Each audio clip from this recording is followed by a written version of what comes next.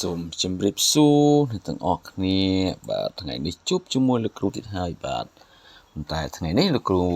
លើកយកវេយ្យាករណ៍មកបង្ហាញជូនអ្នកទាំងអស់គ្នាវិញបាទវេយ្យាករណ៍នេះគឺលោកគ្រូបានលើកយកមកពីសៀវភៅមួយនេះបាទអស់នេះចង់ដឹងថាសៀវភៅនេះសៀវភៅអីបាទសៀវភៅនេះបាទគឺសៀវភៅ grammar English grammar បាទ English grammar ហ្នឹងគឺគេឲ្យឈ្មោះថា understanding and using បាទនេះគឺបោះពុំនៅលើកទី3បាទ third edition បាទតើអ្នកខ្លះអាចរៀនភាសាអង់គ្លេសហើយមានសៀវភៅវេយ្យាករណ៍មួយនេះបាទអញ្ចឹងលោកគ្រូនឹងធ្វើការបង្ហាញពី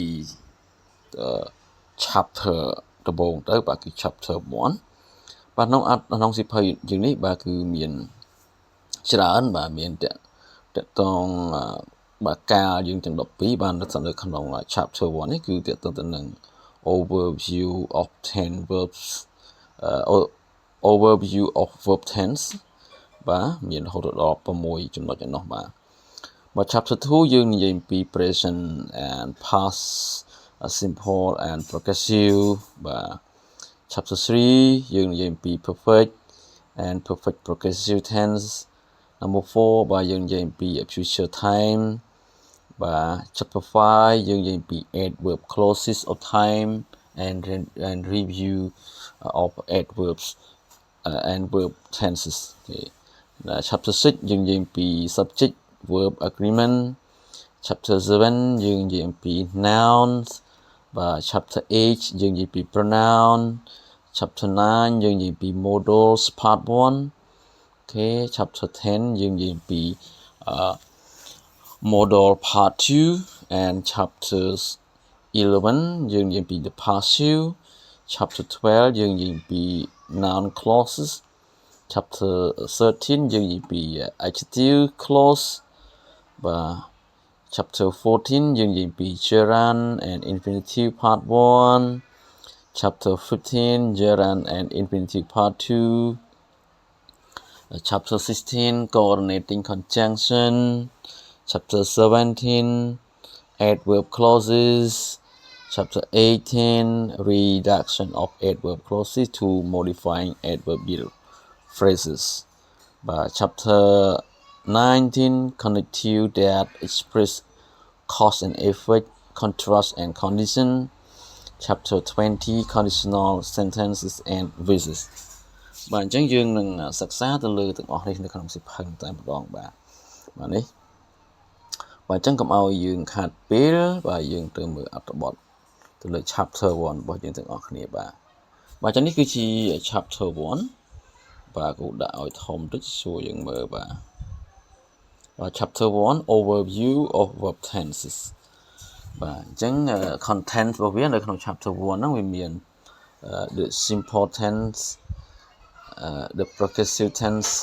the perfect tense the perfect progressive tense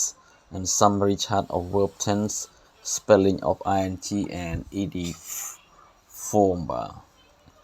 ហើយប៉ុណ្ណឹងបាទឥឡូវយើងចូលទៅដល់បាយខាត់ពេលបាទនេះគឺជាការណែនាំគេគឺណែនាំយើងណាដំបូងបាទលំហាត់ដំបូងធ្វើតេស្តយើងសិនបាទយើងចេះអត់បាទឥឡូវយើងមិនបាច់មើលហ្នឹងទេបាទយើងចូលទៅដល់បាទលោកគ្រូចង់បង្ហាញកន្លែងនេះបន្តិចណាបាទនេះគឺទៅ diagram shown below will use in the 10 description បាទអញ្ចឹងនៅក្នុង tense របស់យើងគឺគេប្រើសញ្ញានេះដើម្បីធ្វើការពិពណ៌នាបាទគឺសញ្ញានេះ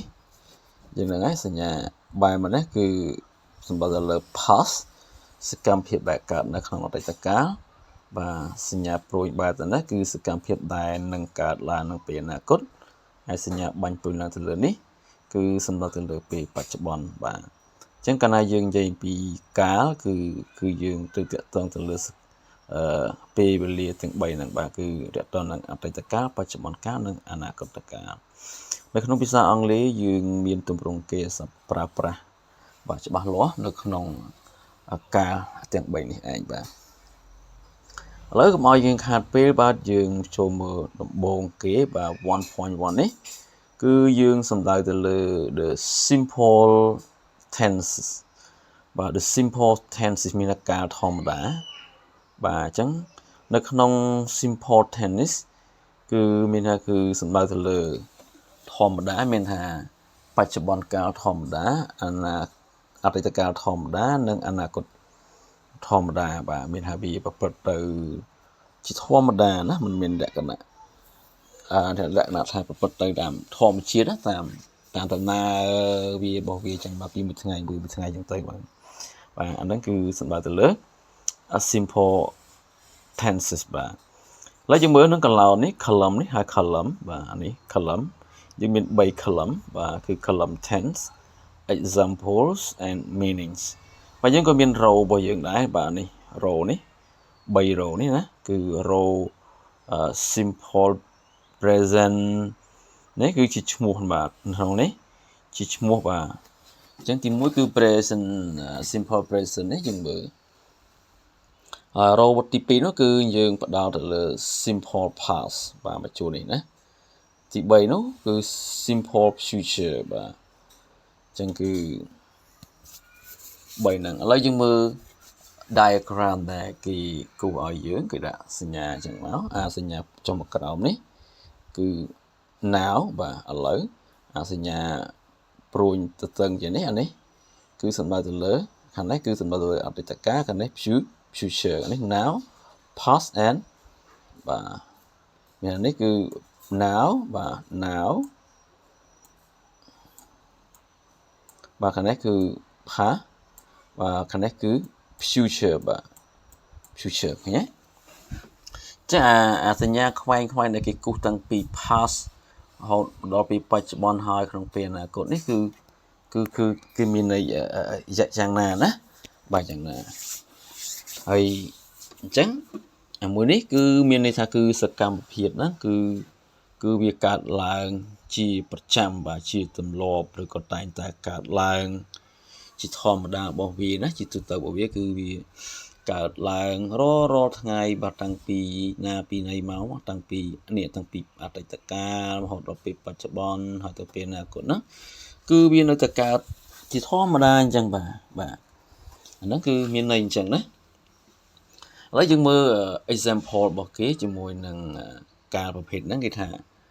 បាទគេមាន2 example បាទ A and B គេថា it snow in Alaska it snow in Alaska មានថាវាមានព្រិលបាទនៅក្នុងរដ្ឋ Alaska អញ្ចឹងកាលណាគេសរសេរបែបហ្នឹងគេប្រើជា simple present ហ្នឹងគឺមានន័យថាគឺព្រិល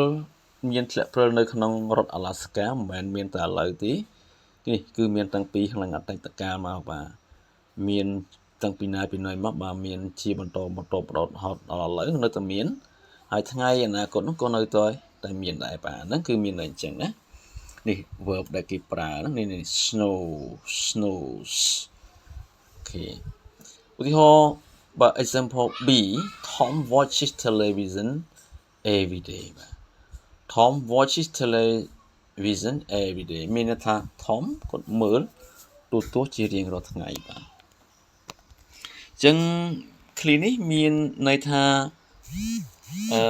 Tom បាទ Tom ហ្នឹងគឺជាធម្មតាគឺគាត់មើលមិនមែនមើលទូរទស្សន៍តែមួយថ្ងៃហ្នឹងទេបាទតាំងពីណាពីណីមកបាទតាំងពីអតីតកាលមករកមើលរហូតបាទគឺរាល់ថ្ងៃគឺគាត់មើលរហូតបាទដល់មកមើលគឺគាត់មើលហើយបាទមើលរហូតដល់ឥឡូវបាទរហូតដល់ពេលបច្ចុប្បន្នហ្នឹងហើយអនាគតក៏គាត់នៅតែមើលអញ្ចឹងដែរបាទហ្នឹងតើតោងជាមួយនឹង simple present បាទមានន័យអញ្ចឹងណាជាឧទាហរណ៍ឥឡូវមើលការបញ្យល់គេបន្ថែមបាទនៅ column ទី3នេះ meaning នេះបាទ meaning អត្ថន័យតើគេចង់បញ្យល់យើងយ៉ាងម៉េចខ្លះតែ in general the simple present expresses events or situation that exist always usually habitually and that exist now have existed